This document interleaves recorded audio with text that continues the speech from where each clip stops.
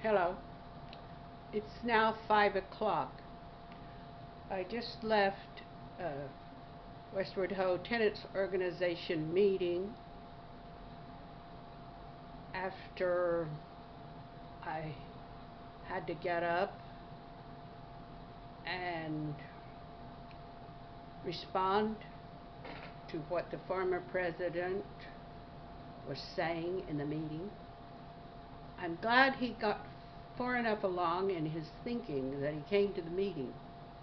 And I went to the meeting. I have resigned from the board. I'm no longer a volunteer because it got too stressful. I got into a fight every day. And so I responded to him that, in my opinion, during his presidency, he would respond to what happened with too much temper. And he had gotten up before I left and spoke and said that people were gossiping about him and said he was a sexual predator. I think that referred to something that I said to a friend of his who probably told him this. And what I was trying to say to him is that sometimes a man does not recognize his behavior as that of a too hot-tempered, too aggressive, and if he's denying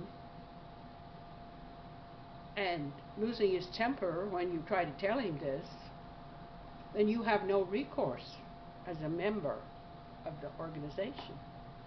Because when you try to tell your leader you think he's doing something wrong, he loses his temper and glares at you and acts like you better not go any further. And this had happened to me when I would try to confront this president, when I became disturbed at what he said. And I got up, and in my rebuttal, I said to him, a woman is not usually ever a match physically for a man. And I was married to a man who, when he got drunk, he'd lose his temper. And one night he tried to kill me and nearly succeeded. This happens to women all the time because men do not recognize that their temper and their strength, their sheer physical strength, can be so much greater than the woman that she cannot get across to him what he's doing, what she thinks he's doing that's violating her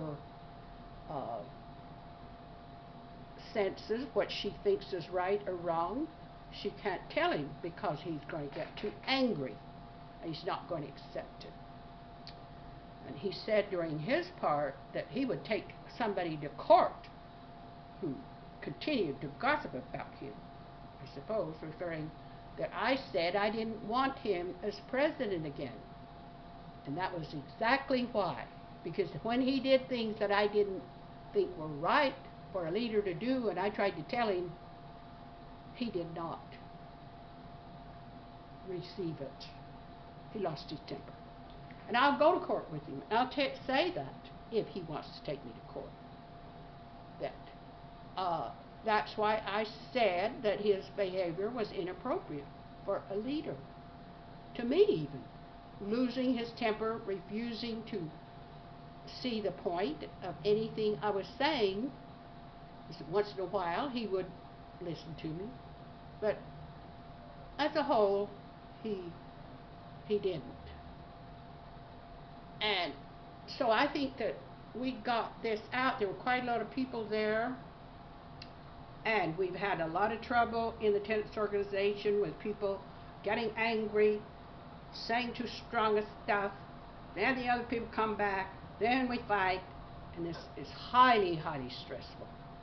So I had to quit because I couldn't take that much stress. And I certainly couldn't get angry at our former president today and start getting all emotional. I just said, I'm going to leave now. and I did.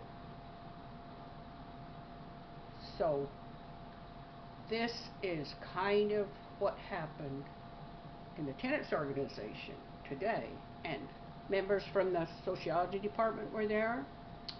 So I think it was, on the whole, a very good meeting. Another president who had resigned because she got death threats on her car. Now, he plainly wasn't going to admit that he had anything to do with that, but somebody wrote them, and who had a motive?